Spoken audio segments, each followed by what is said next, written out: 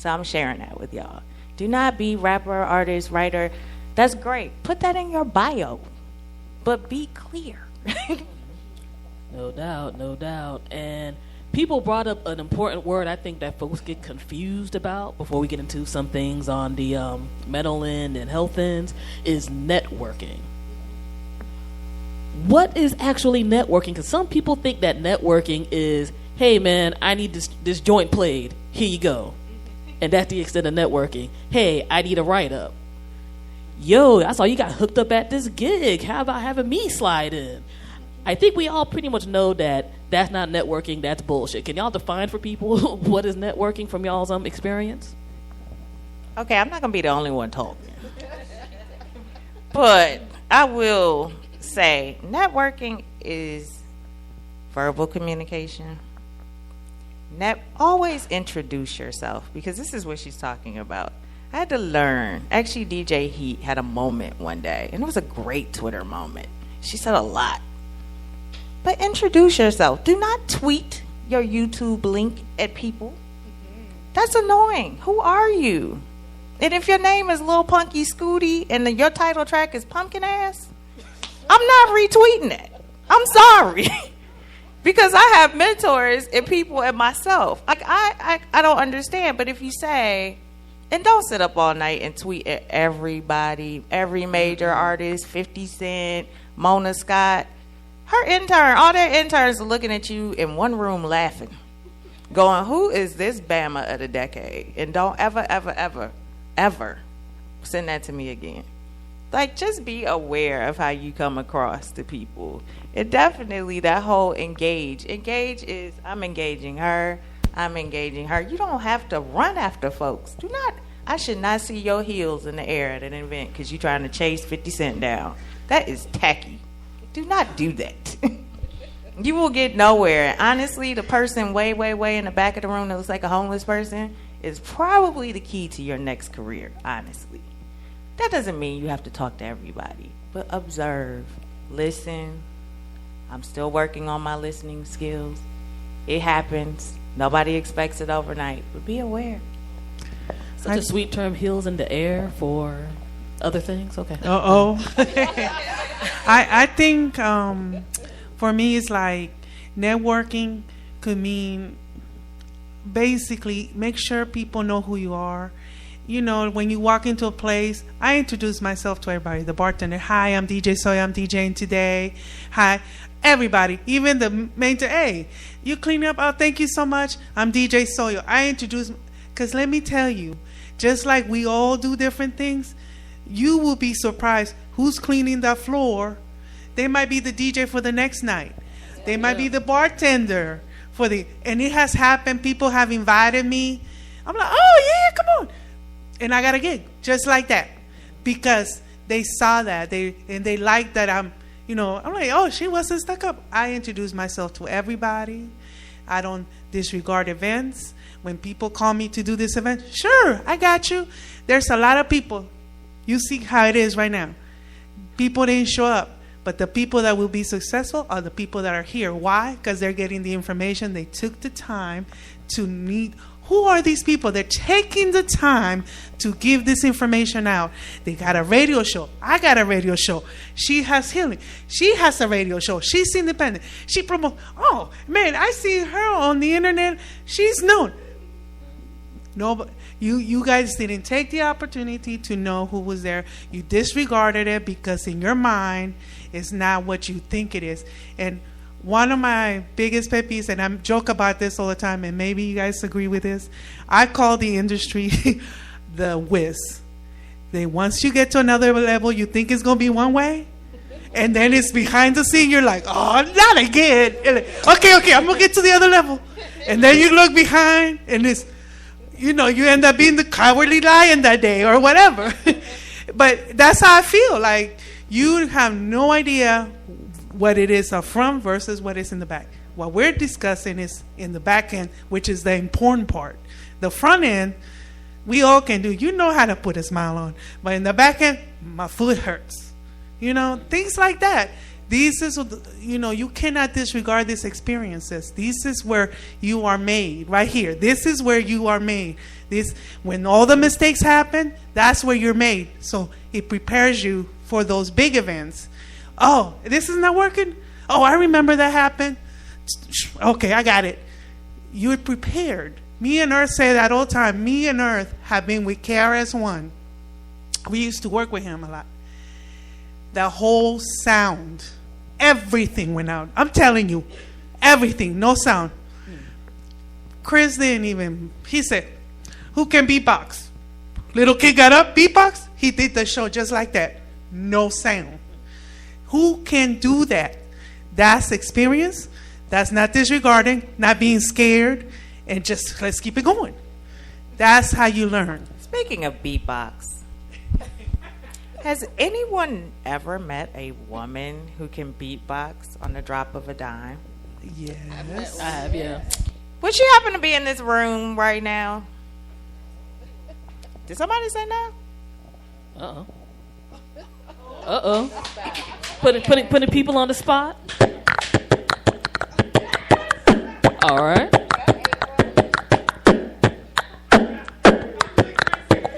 Somebody's feeling real sad right now because they can't do this. See? Now, see, you're getting information. You're getting ill beatboxing.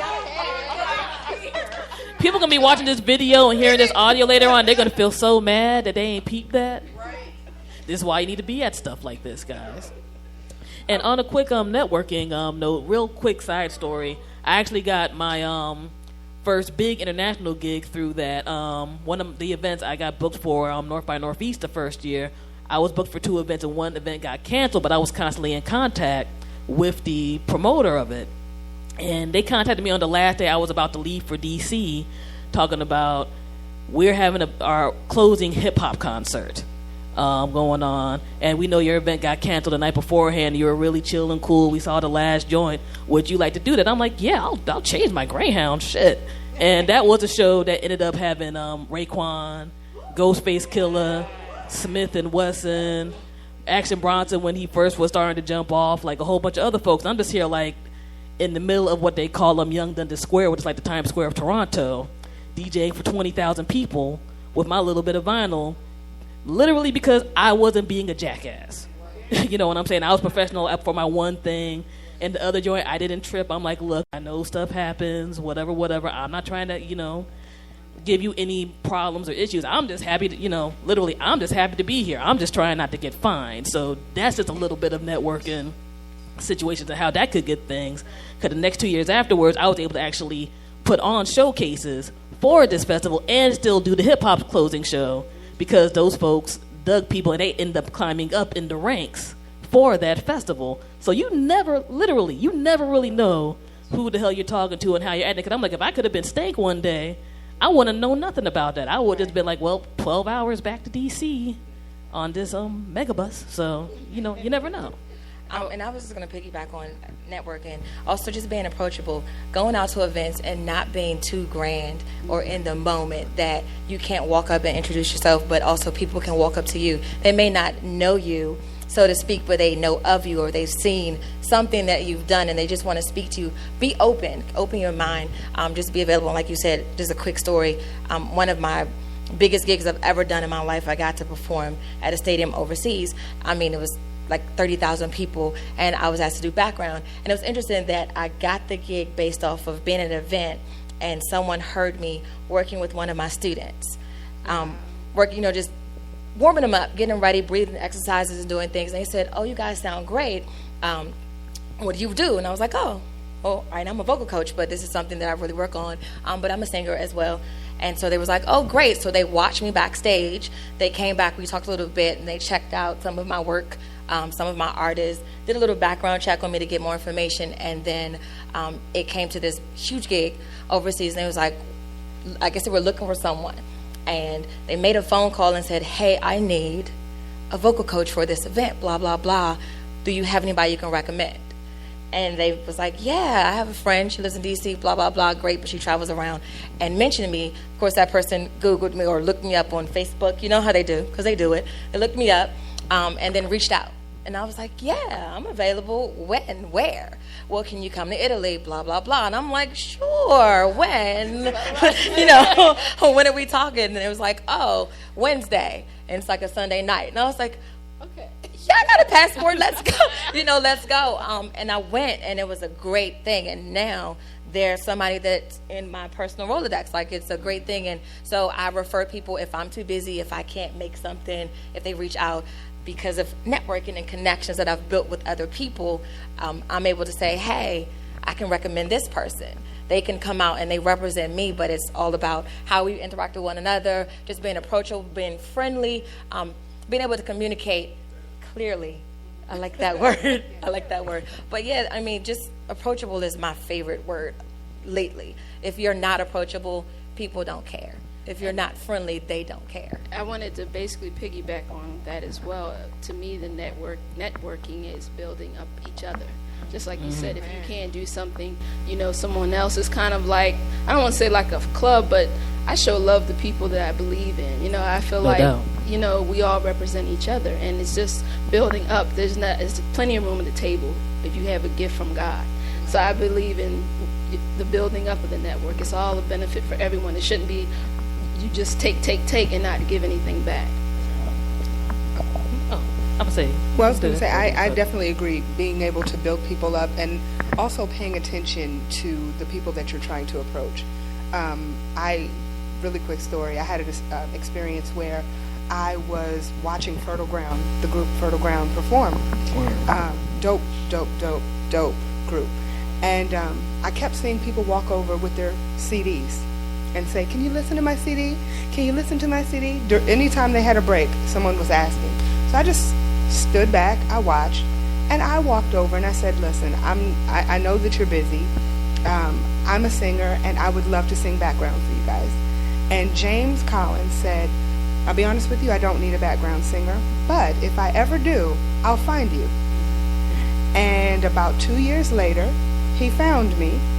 I never gave him my phone number, never gave him anything else. But he said, I remember you. He said, I loved your spirit. I loved your energy. He approached me, and it was because I stood back and watched instead of walking up and saying, hey, I'm a dope singer. Can I? It doesn't work like that. You stand back, you watch, you pay attention. So, in short summation, don't be a bitch or a dick, guys. This could really help you out.